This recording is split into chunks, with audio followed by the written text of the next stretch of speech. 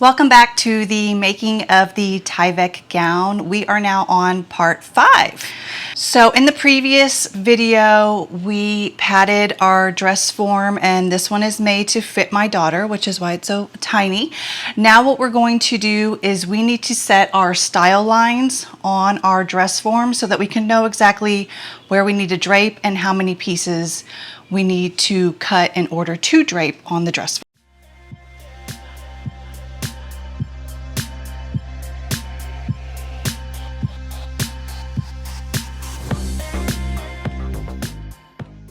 One thing I do want to mention is that I am only going to be draping on one side of this dress form. Because my pattern pieces are going to be symmetrical on each side, I only need to drape on one side from center front to center back, and then I will copy the pieces for the other side. Now, if you were making a tight lacing corset or a custom corset for an adult and maybe one breast was bigger than the other, or they had scoliosis where there was a curvature of the spine, so their torso would be, shorter on one side and sort of lengthened on the other, you would have to take, number one, a lot more measurements, and number two, you would have to drape both sides since they weren't symmetrical. But because this is, for an 8-year-old, it's pretty simple.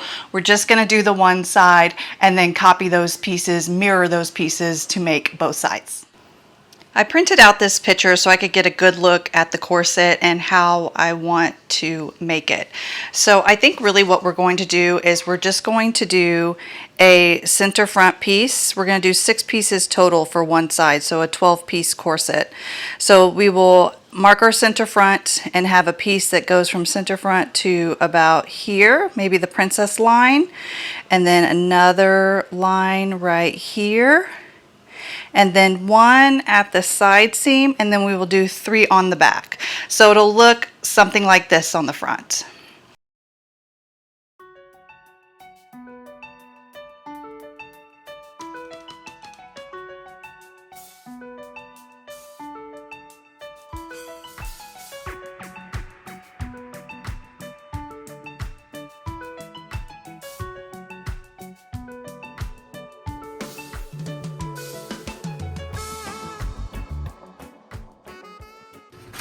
Now, I probably should have marked my style lines for the upper part of the bodice and the lower part first, but instead I just went through and marked horizontally of where my style lines would be. So now what I'm going to do is I have the measurements of how long I want the center front to be, the side seam, and the center back. I'm going to go through and mark those measurements and just put a pin in them so I know how long I want the corset to be, and then I'm going to mark my upper style lines.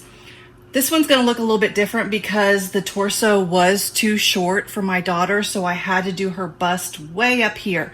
So I might even have to go up here for the top curve of the corset, since the bust line lies about right here. So if you see me going up, that's why. This is not long enough for her. So let's go ahead and mark those measurements and then do our style lines for the top and the bottom of the corset.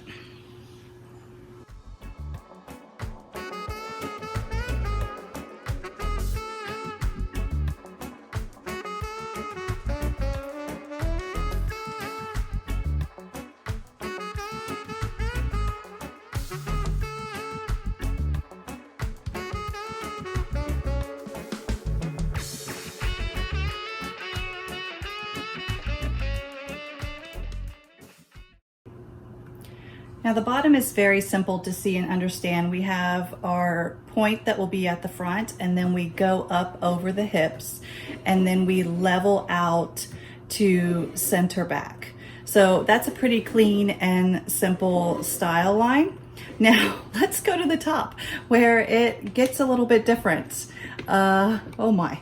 So this is our center front, and this is our lowest point, and then we will go up sort of right to our armpit, and then we're going to drop back down and level out at center back. Now I have extended my lines because I'm going to be draping each of these panels, which only ended up being 5, just because there really wasn't enough space for 6 and I didn't want to cram that in the back. So 10 panels total.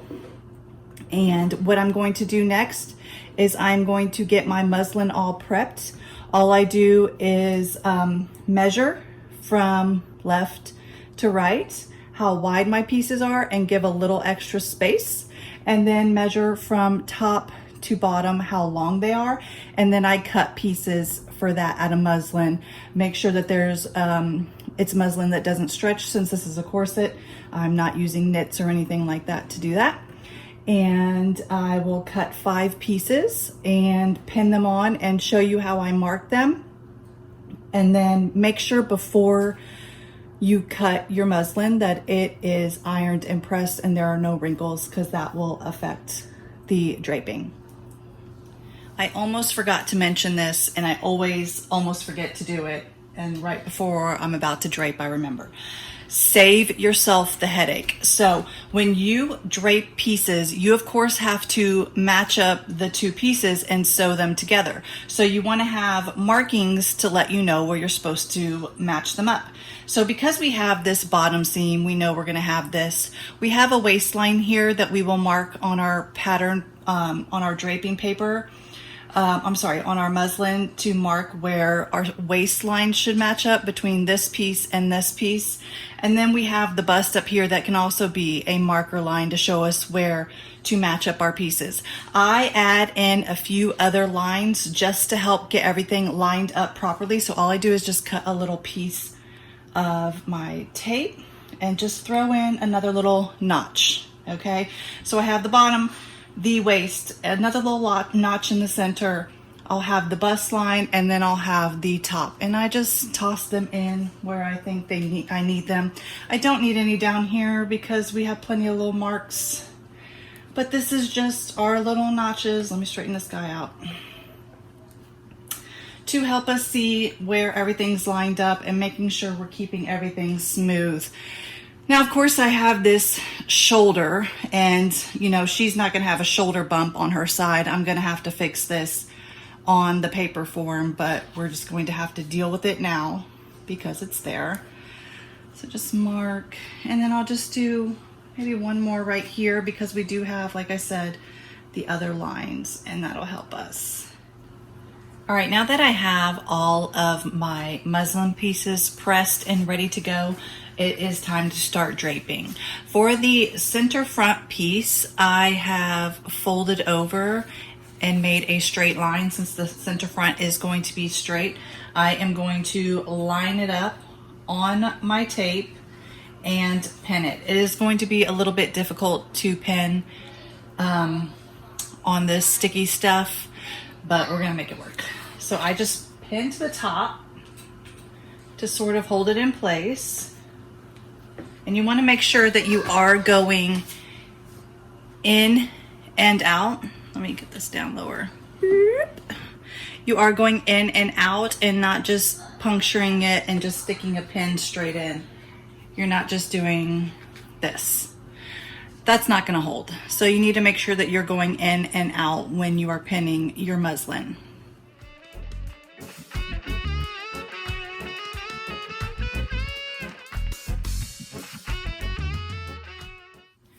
Okay, so I have my first drape piece pinned. As you can see, it's nice and smooth. There are no wrinkles within this pattern piece. And I'm gonna go through and mark my lines and mark my notches that I added. Make sure I mark my waist and my bust and any other style lines that will help me line up this pattern when it comes time to sew. I'm also going to number it. So this will be 1, 2, 3, 4, 5, so that we can keep them in order. I'll mark that this is the center front. I will also do an arrow facing up so that I know that this pattern piece faces this way. So I'm gonna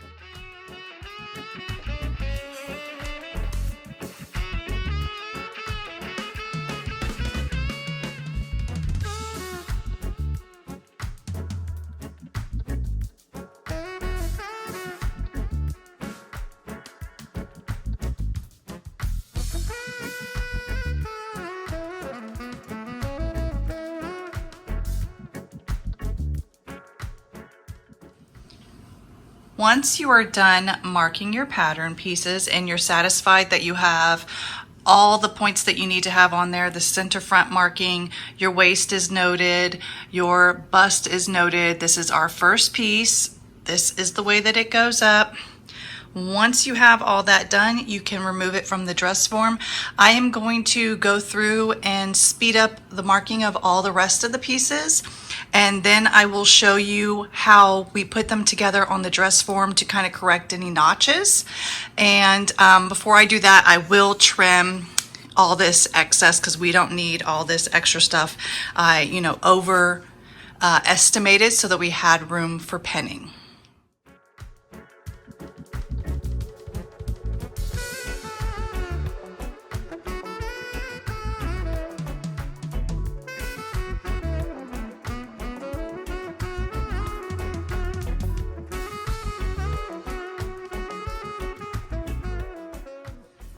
I'm going to go ahead and show you how I would connect two pieces to make sure they're lined up properly.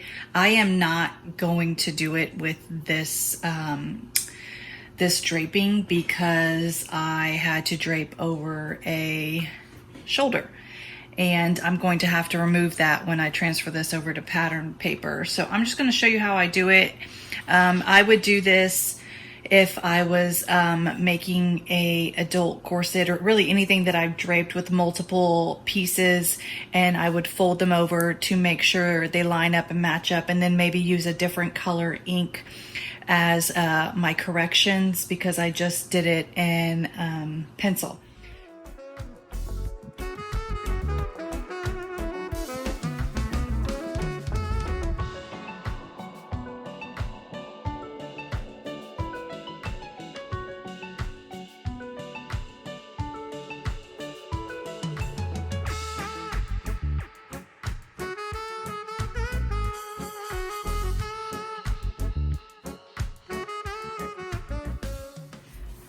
After attempting to video doing that, I turned off the camera and got real up close and personal with connecting these pieces because it's quite difficult to do anyway, and really difficult when you're at an angle. So as you can see here, there are some gappings right here that would need to be corrected.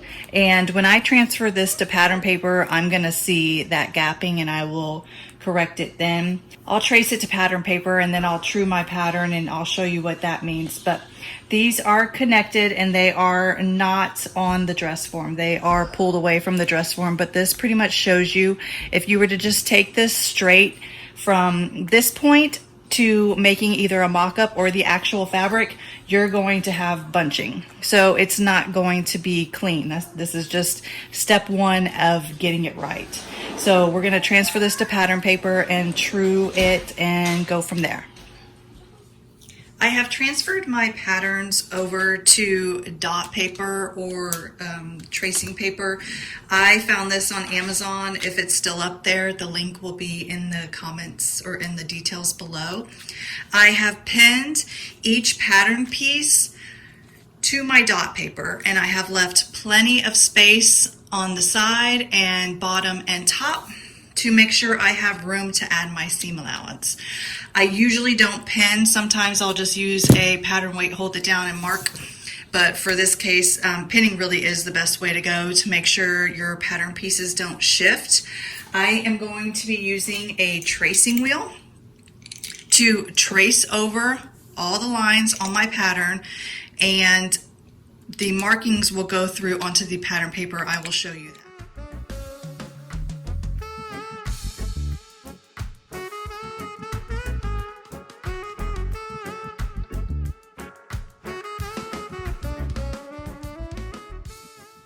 This is piece one. This is my center front right here.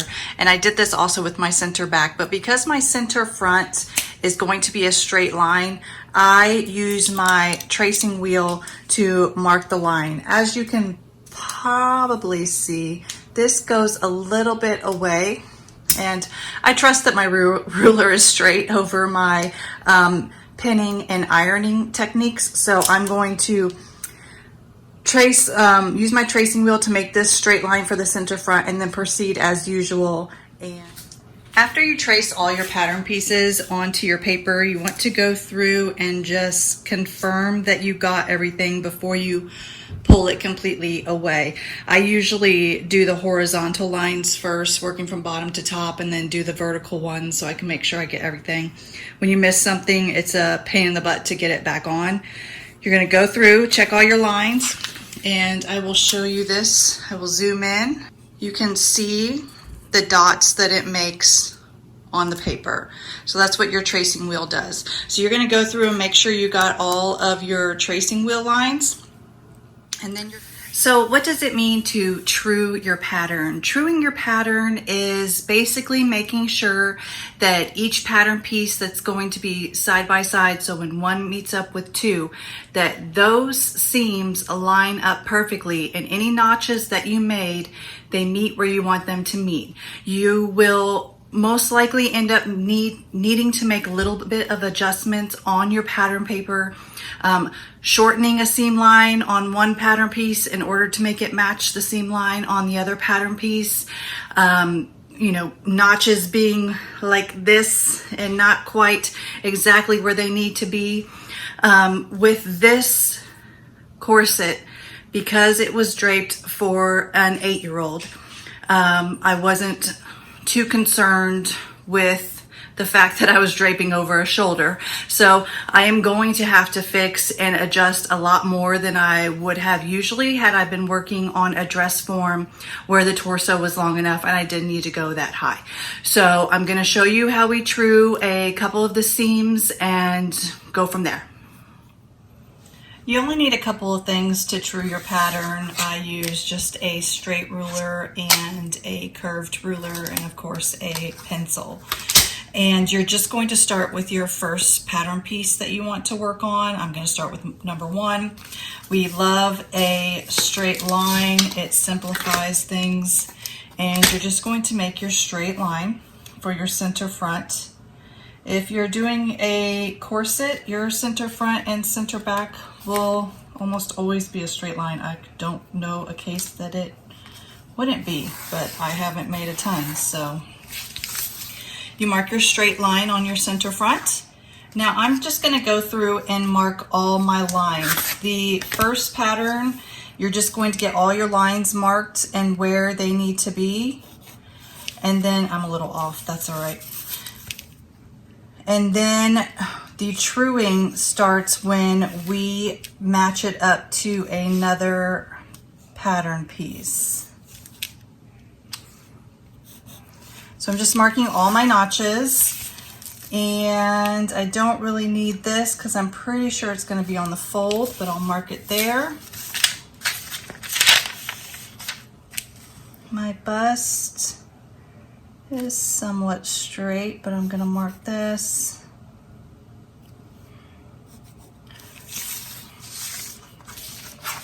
And then I'm just going to go through and mark all my curves. Now, let me zoom in on this for you. This is a pretty wonky curve, and we want to correct it with while working on the pattern paper. So I would just mark it sort of like this and make a nicer, cleaner curve rather than keeping that sort of crooked curve. And I want to go up a little bit here too so I can make sure I am matching where the next pattern is going to be. And now I just have a much cleaner line. And you'll do that with all the pieces. As you can see here, it gets a little wonky, and we're just going to smooth that out.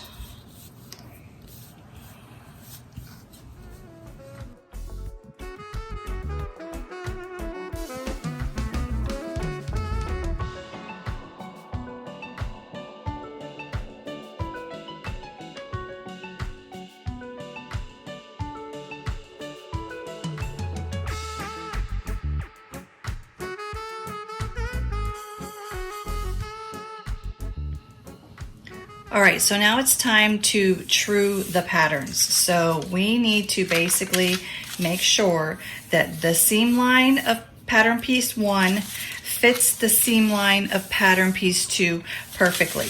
And we're gonna lay them over each other and pretty much walk the seam line all the way down and then all the way up and back and forth, and make little adjustments to make sure that our notches are lining up, our bust line, our notches, our waist, that our lines right here, when lined up, have a smooth curve, that our top line has a smooth curve. This is where we correct everything. Now I'm going to zoom in and try and get as close up as possible, because you're going to have to see the lines through the paper, and that's kind of hard to get on camera because usually I am like this. My face is right up on top of it. So I will try and get a good video of this. But if I can't, I just wanted to explain that that is what I'm doing. I am lining up this bottom line with this bottom line on top of it, and walking the line and turning the paper as I go to make sure that my notches line up. And if they don't, I'll have to make some adjustments. Sometimes I will shorten one pattern piece and raise another one. So if this was off by, let's say I was off by ½ inch. Let's say that this piece was ½ inch higher at the top than this side. I wouldn't just add a ½ inch to this. I wouldn't just change that drastically. I would take a ½ inch off of this and add a ½ inch to this. You just kind of want to, mold it together and get it to look right. And then that's why you make a mock-up. And you'll make the mock-up, you'll fit it on your client, and you will likely still need to make adjustments. I have finished truing all my pattern pieces. This is pattern piece 3 and pattern piece 4. One thing I wanted to point out about these two is that this seam line right here where these two connect, this is where that bump is for the shoulder. So what I did is, if you can kind of see here, this is the line from where I draped it, and I created a new line just to kind of remove that bump a little bit. Then I measured from the top to the bottom to see how close I was to my side seam when I did my measurements before draping. I'm still a little bit off, it's a little bit long, but I'm still gonna make the mock-up off of this pattern and then correct it when we do our first fitting. Next, I'm going to go through and mark my seam allowances on my pattern paper. So all I'm going to do is just take my ruler, and if I want to do a 1-inch seam allowance on the bottom, I will line up my 1-inch line for on my ruler, excuse me, and just sort of mark and move my ruler along that line as I go. And you have to do this all the way around for all your pieces. And of course, your seam allowance will be dependent on what you're doing. I usually leave a longer seam allowance on the bottom and on the top. And I will just mark 1 inch so I know what that is, but I'm going to do that all the way around. This is why you leave plenty of space when you trace your pattern onto your pattern paper. The center front is going to be on the fold, so I'm not going to add anything there. I am going to be lacing this corset, so my back piece, I will put a bit of a seam allowance here just so I can fold that piece over and strengthen the area in which the grommets will be added. So I'll probably do a 1-inch seam allowance on the center back so I can fold that over.